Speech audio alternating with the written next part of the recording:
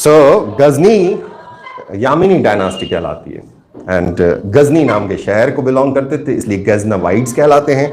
अल्तजिन ये फाउंडर था और इसने जाबुल या जाबुल नाम की जगह को कैप्चर किया था, द टेरिटरी ऑफ जाबुल और जाबुल। और इसमें अमीर अबू बकर लाविक थे जो 936 में यहाँ पर राज किया करते थे। उनसे इस एरिया को कब्जे में ले लिया था और इसकी कैपिटल हुआ करती थी गजनी। इसके बाद में इसहाक राजा बनते हैं जो 3 साल तक राज करते हैं। जब वो ढंग से राज नहीं कर पाते, कमजोर हो जाते हैं, तो उनका कमांडर था बल्कतजिन, इसने कब्जे में ले लिया। और बल्कतजिन का एक स्लेव था पिराई, क्रूएल स्लेव था, अच्छा स्लेव नहीं था, 972 एडी में वो कब्जा कर लेता है। और फिर अबू बकर लाविक के बेटे को बुलाया जाता है वापस कि भैया गजनी के ऊपर अटैक कर दो। अबू बकर लाविक का जो ये पुत्र था, ये दोस्त था जयपाल का। अब जयपाल भैया जो थे वो उस टाइम पर एक डायनास्टी हुआ करती थी, हिंदू शाही डायनास्टी, उसके राजा थे। सो जयपाल भैया और अबू बकर ये आते हैं, दोनों लड़ते हैं और साबुक्तजिन जो अल्तजिन का सन इन लॉ था उससे हार जाते हैं। So I will do one thing, मेरे इसको पिछली बार एक ग्राफिकल रिप्रेजेंटेशन से पढ़ाया था लास्ट टाइम, याद है? So I will search that video and I will send that also. Graphical representation बना दिया था समझाने के लिए, बहुत सारे रिलेशंस हैं यहाँ पर। देन साबुक्तजिन जो अल्तजिन का सन इन लॉ है, ये राजा बन जाता है पिराई को हटा के। पिराई वॉज अ स्लेव 977 एडी में, और ये अपनी कॉन्क्वेस्ट स्टार्ट कर देता है बस्त में, दावर में, गुर में and many places. Jaipal 2 bar attack करता है इसके बाद, अबू बकर लाविक के साथ पहली बार, उसके बेटे के साथ पहली बार, उसके बाद फिर 2 बार अटैक करता है और हर बार हरा दिया जाता है। एंड फाइनली ये साबुक्तजिन पूरा एरिया जो लामघान वैली और पेशावर के बीच में, Peshawar is the entry point जो पाकिस्तान के अंदर आता है, अफगानिस्तान और पाकिस्तान के पार्ट। यहां पास कौन सा है? खैबर है, अच्छा, खैबर दर्रा, खैबर पास। सो यहां तक ये कैप्चर कर चुका था एंड ही डाइड इन 997। और ये बोल के जाता है कि मेरा छोटा वाला बेटा जो है स्माइलिंग फेस वाला इस्माइल भाई, ये राजा बनेंगे। बट बड़ा बेटा जो था महमूद, वो इसे चैलेंज करता है और महमूद राजा बन जाता है 998 एडी में।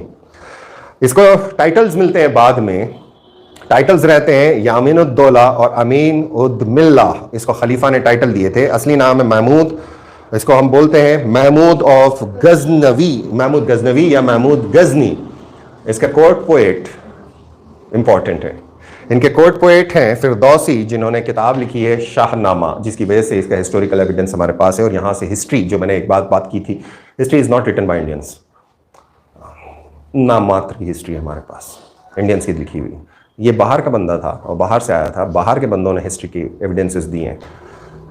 सो जब ये आता है तो ही कंसोलिडेटेड हिज पोजीशन, बहुत टर्मोइल रहा है बहुत छोटे टाइम के अंदर।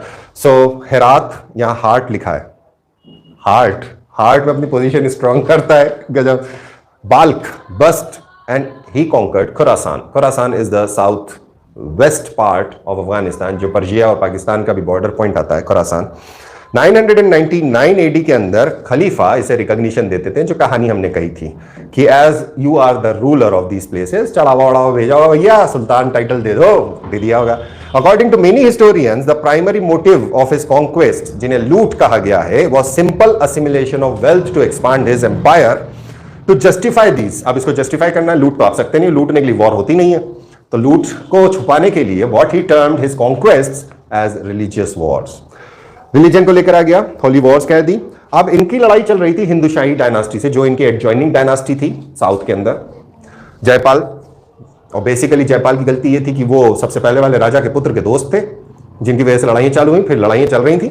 ये उन लड़ाइयों का बदला लेने के लिए काम पे निकलते हैं। तो 1000 एडी में जो फ्रंटियर फोर्ट्स है, पुलिस छोटी छोटी चौकियां होती हैं, उनको लूट लेते हैं। पहला 1000 में आसपास के फोर्ट्स जीतता है। 1001 में हिंदूशाही जयपाल को ये बॉर्डर पॉइंट खैबर पख्तूनख्वा के पेशावर में हरा देता है। और गजनी इस टाइम पर वैहंद नाम की जगह को लूट लेता है। इसके बाद में 1004 में ये भेड़ा को लूटता है, बाजी रेग उसके राजा थे, उनको हरा देता है, उनकी हत्या कर देता है। 1006 में ये साउथवर्ड और एक्सटेंड करता है अपने एक्सपेडिशंस को, मुल्तान पहुंचता है। यहाँ पे याद होगा आपको, कल हमने बात करी थी, अरब डायनास्टीज यहाँ राज करती थी, अरब रूल था। अबू ए फतह दाऊद ये यहाँ पे राज कर रहे थे। ये उसकी सजरेंटी ले लेते हैं कि ठीक है हम आपको सालाना ट्रिब्यूट देंगे, आप बढ़ के दद्दा हो, आपको हफ्ता वसूल करने का अधिकार है, हफ्ता इस हफ्ता, ये सालाना था। फिर यहाँ पर नौशाद शाह सखपाल, ये ग्रैंडसन थे जयपाल के जो इस्लाम में कन्वर्ट हो गए थे, उनको इस एरिया का गवर्नर बना दिया जाता है। ओके, अब क्या हुआ, फिर इसी बीच सेल्यूक टर्क्स का अटैक हो जाता है नॉर्थ में, तो ये उनसे लड़ने जाते हैं सेल्यूक टर्क से।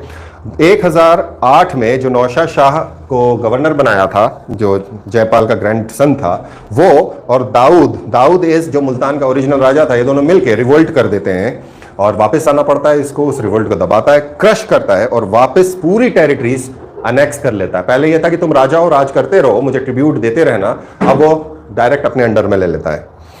इसके बाद 3 एक जैसे हिस्से होते हैं। आनंदपाल पेशावर पे अटैक करेगा 1009 में। 1009 में ही ये नारायणपुर को प्लंडर करेगा।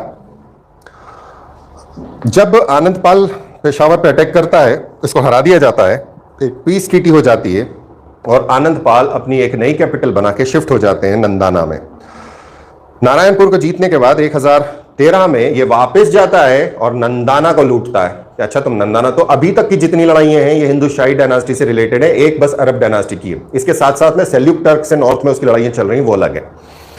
सो नंदाना को यह हराता है और जब नंदाना को जब ये जीतता है, तब वहां पर जो फोर्सेस थी उसमें कश्मीर की फोर्स थी और त्रिलोचन पाल की फोर्स थी। अब उसको यह लगता है कि अच्छा, कश्मीर के राजा भी तुम शामिल हो इसके अंदर, तब फिर अगली लड़ाई के अंदर ये अटैक करना चालू करेगा।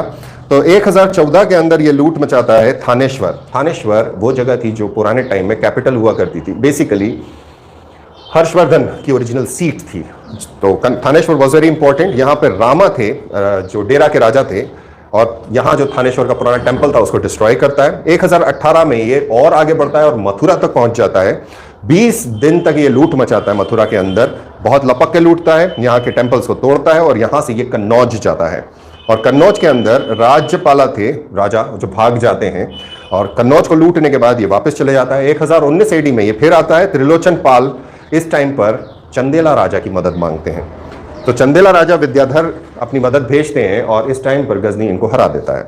अब गजनी को लगता है ओके ठीक है, अब तो चंदेलास भी टारगेट में आ गए। 1020-1021 में विद्याधर चंदेला से इनकी लड़ाई होती है और ग्वालियर फोर्सेस जो थी वो सरेंडर कर देती हैं, कालिंजार सरेंडर कर देता है। बहुत लंबी लड़ाइयां चलती हैं, महीने भर की। विद्याधर अल्टीमेटली एग्री करते हैं कि हम आपको 300 हाथी देंगे एक ट्रिब्यूट पे, और इन रिटर्न 15 किलो को हम मैनेज करेंगे महमूद गजनवी के लिए। 1024 AD आता है, ये सोमनाथ पे अटैक करता है कठियावाड़ में। ये कहा जाता था कि सोमनाथ का वो जो टेंपल था उसके अंदर रेगुलर इनकम हुआ करती थी 10,000 गांवों की, जो उसको चंदा आता था वहां से, और हजारों लोग आते थे। 1000 प्रीस्ट वहां पे परफॉर्म किया करते थे और टेंपल वॉज रिच खतरनाक तरीके से। और अनिलवाड़ा के जो राजा थे वो कोई रेजिस्टेंस ऑफर नहीं करते हैं, इसको लूट लेता है और 1025 में दूसरे अटैक के अंदर सोमनाथ को डिस्ट्रॉय किया जाता है। पहला अटैक सोमनाथ के ऊपर 1024 है, दूसरा 1025 है।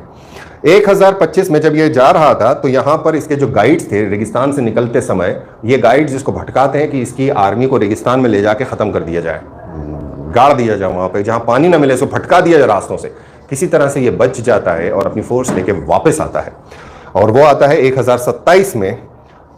और इस टाइम पर जो जाट माइग्रेंट्स यहाँ पे रहा करते थे उनको पनिश करने के लिए आता है, और जितने पुरुष यहाँ पे थे उन सबकी हत्याएं कर देता है और बच्चों को और महिलाओं को कैद करके ले जाता है। 1030 में ये मर जाता है, एज यूजुअल मर नहीं था। पंजाब, सिंध, मुल्तान, अफगानिस्तान, इतने बड़े बेल्ट के ऊपर कब्जा करने के बाद, खतरनाक बड़ा बेल्ट है, इंक्लूडिंग नॉर्दर्न ईरान इसके पास था, खुरासान वाला। इसके बाद मसूद नाम का राजा बनता है मोहम्मद के बाद में। एक सक्सेशन चालू हो जाती है और इस सक्सेशन के बाद में सेल्यूक टर्क से ये हार जाते हैं। उसके बाद फिर मोहम्मद राजा बनता है जो मसूद का सन, उसके बाद फिर एक मसूद का बेटा था वो इसे डिथ्रोन करता है, और फिर ये एम्पायर धीरे धीरे क्रम्बल डाउन हो जाता है। Last was Khusro Shah. खुसरो शाह को गुर्ज हरा देते हैं, और गुर्ज जब हरा देते हैं तो शुरू होती है गुरिड डायनास्टी या गौरीज। अलाउद्दीन हुसैन ऑफ गुर ये रिवोल्ट कर देते हैं और गजनी को लूट लेते हैं। इनके बाद सैफुद्दीन राजा बनता है। उसके बाद फिर गियासुद्दीन जो उनका कज़न था वो अपने भाई को भेजता है शहाबुद्दीन, जिसका नाम था मुइज़ुद्दीन मोहम्मद, गजनी को कॉन्कर करने के लिए 1173-1174 AD के बीच में। बड़े भाई दैट इज गियासुद्दीन, ये बड़ा भाई है, बड़ा भाई सुल्तान बन जाता है, छोटा भाई एक्सपीडिशन में लगा रहता था। दोनों भाइयों का हिसाब किताब ऐसा था, बड़ा भाई अगर लड़ेगा तो वो नॉर्थ और वेस्ट में लड़ेगा, छोटा लड़ेगा तो साउथ और ईस्ट में लड़ेगा। सो छोटा भाई मुइज ये साउथ की तरफ आता है, दैट इज मोहम्मद ऑफ गुर। अब इसके बारे में ये है कि ये इनिशियल अटैक्स के अंदर सुल्तान नहीं है, सुल्तान इसका भाई है। दोनों भाइयों के मेल एयर नहीं थे। बड़ा भाई जब मरेगा तब छोटा भाई सुल्तान बनेगा, दैट इज मुइजुद्दीन। और मुइज के जितने स्लेव्स थे वो कहलाएंगे मुइजी स्लेव्स। इन्हीं स्लेव्स में एक नाम निकलेगा कुतुबुद्दीन ऐबक, एक नाम निकलेगा कब्बाचा, एक और नाम निकलेगा याल्दूज। ये 3 मेजर स्लेव्स थे जो मुइजी स्लेव्स हैं, मुइजुद्दीन के थे, दैट इज मोहम्मद गोरी और मोहम्मद ऑफ गुर। सबसे पहले 1175 के अंदर ये मुल्तान पे अटैक करेगा। मुल्तान जो ऑलरेडी किसी टाइम पे गजनी का था, जो आज़ाद हो गया था, और इस टाइम पर उच्च को और लोअर सिंध को गवर्नर ऑफ गजनी से कब्जे में ले लेगा। फिर इसी टाइम पर ये गुजरात पे अटैक करेगा 1178 पर। यहाँ पे मूल राजा जो राजा करते थे इस टाइम पे, वो माउंट आबू की बैटल के अंदर इसको हरा देंगे। इस टाइम पर पृथ्वीराज चौहान एडजेसेंट टेरिटरीज के मालिक हैं और ही इज सिंपली ऑब्जर्विंग। जैसे रशिया और यूक्रेन के बीच में जो चल रहा है, बहुत सारे स्टेट चुपचाप बैठ के ऑब्जर्व कर रहे हैं। कल को अगर रशिया ने उन पर अटैक करा तो क्या होगा? इस टाइम पर पृथ्वीराज को चाहिए था कि वो मूलराज की मदद करते और इस थ्रेट को ख़त्म कर देते, लेकिन वो इंटरनल हैबिट है कि हम राजा हैं, दूसरा राजा है, तो कहीं ना कहीं अगर वो हारेगा, वो वापस चला जाएगा, तो हम मूल राजा की टेरिटरी को कब्जे में ले लेंगे, वीक हो जाएगा। 1178 वाला गुजरात का अटैक ये हार जाता है। 79 में ये पेशावर पे चढ़ाई करता है। 1181 में ये लाहौर तक पहुंच जाता है, पंजाब तक। और 1185 में ये सियालकोट पे आ जाता है, जहां के राजा हुआ करते थे खुसरो शाह, जिनकी हत्या कर देता है और ये सारी टेरिटरीज को अनेक्स कर लेता है। 1188 के अंदर भटिंडा को ये कैप्चर करता है और जैसे ही ये भटिंडा को कैप्चर करता है, इसकी बॉर्डर पृथ्वीराज चौहान की बॉर्डर के साथ मिल जाती है। पृथ्वीराज यहां पर, अब दोनों के बीच में जो बॉर्डर डिस्प्यूट था उसके बीच में एक लड़ाई होना थी, तो दोनों की फोर्सेस इकट्ठी होती हैं 1191 एट तराइन, और तराइन फर्स्ट होता है, जिसमें पृथ्वीराज चौहान इसको हरा देते हैं with the help of Kannauj के राजा जयचंद। 1191 में ये हार के, बच के, भाग के पहुंचता है घर और वहां से बड़ी फोर्स लेकर अगले साल आता है। सेम जगह पर तराइन 2 की बैटल होती है 1192 में, जिसमें कन्नौज के राजा जयचंद इसका साथ नहीं देते हैं and Prithviraj Chauhan was captured and later on executed. 1192 तक ये काम हो चुका है और ये कुतुबुद्दीन ऐबक को इस एरिया का गवर्नर बना देता है, Indian, that is India Pakistan वाले हिस्से का। 1194 में ये फिर से आता है और एक चंदावर की बैटल करता है, बैटल ऑफ चंदावर, जिसमें जयचंद हार जाते हैं और मार दिए जाते हैं। 1195 के अंदर ये बयाना तक कैप्चर कर चुका था और यहां पर बहाउद्दीन तुगरल को गवर्नर बना देता है लोअर दोआब का, गंगा यमुना के बेल्ट के निचले हिस्से के अंदर। देन उसके बाद में ये आगे बढ़ के ग्वालियर पे कब्जा करता है। इसी बीच में राजस्थान के अंदर रिवोल्ट हो जाता है और कुतुबुद्दीन ऐबक उस रिवोल्ट को सप्रेस करते हैं, गुजरात के ऊपर अटैक करते हैं। उसके बाद फिर बदायूं, बनारस और चंदावर ये फिर से चले गए थे टर्क्स के हाथ में, ये फिर से उनको जीतते हैं। देन ऐबक कालिंजार पे अटैक करता है और यहां पर परमल देवा चंदेला की हत्या कर देता है और ऑक्यूपाई कर लेता है महोबा और खजुराहो। बंगाल से बिहार तक का जो बेल्ट था, यहां पर एक पेटी सोल्जर था, सिंपल सोल्जर था, जिसका नाम था इख्तियार उद्दीन मोहम्मद बख्तियार खिलजी, पूरा नाम था इख्तियार उद्दीन मोहम्मद बख्तियार खिलजी। इसको हम लोग जनरली बख्तियार खिलजी के नाम से जानते हैं। ये सोल्जर था, एक दिन सुबह सुबह उठा, दतून कर रहा था, उसने कहा यार सामने वाला गांव दिख रहा है, वहां धुआं उड़ रहा है, चलो देख कर आते हैं। वहां गया, कब्जे में ले लिया। ऐसे सोल्जर्स को लेकर ये चलता चले जाता है eastwards and he reaches up to Nadia. Nadia was the capital of the Senas, जो वहां पे डायनास्टी राज कर रही थी। और ये बिना किसी, क्या बोले उसको, लड़ाई झगड़े के, जैसे अभी यूक्रेनियंस कर रहे हैं, कुछ भी नहीं मिलता, आओ भैया, हाँ जा रहे हो जाओ, आओ तो आओ, जाओ तो जाओ, किसी को कोई फर्क नहीं पड़ रहा था। इतने ज्यादा इनर्ट हो चुके थे लोग, इतनी लड़ाइयां हो चुकी थी कि लोगों को कोई फर्क नहीं पड़ रहा था। नादिया वॉज कॉन्कर्ड विदाउट, एक सेना नहीं थी उसके पास, वो एक सिपाही बस था बख्तियार खिलजी, उसकी कोई वैल्यू नहीं थी सिस्टम के अंदर, but he conquered that thing. इसके पास कुछ छोटी सी जागीरें हुआ करती थी गांवों की, जिसमें अवध के गवर्नर के अंडर में था।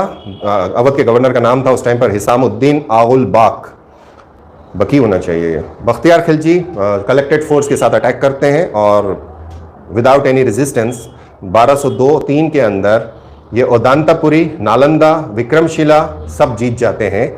बख्तियार नादिया जो कैपिटल ऑफ बंगाल थी उसके ऊपर अटैक करते हैं, जीत जाते हैं।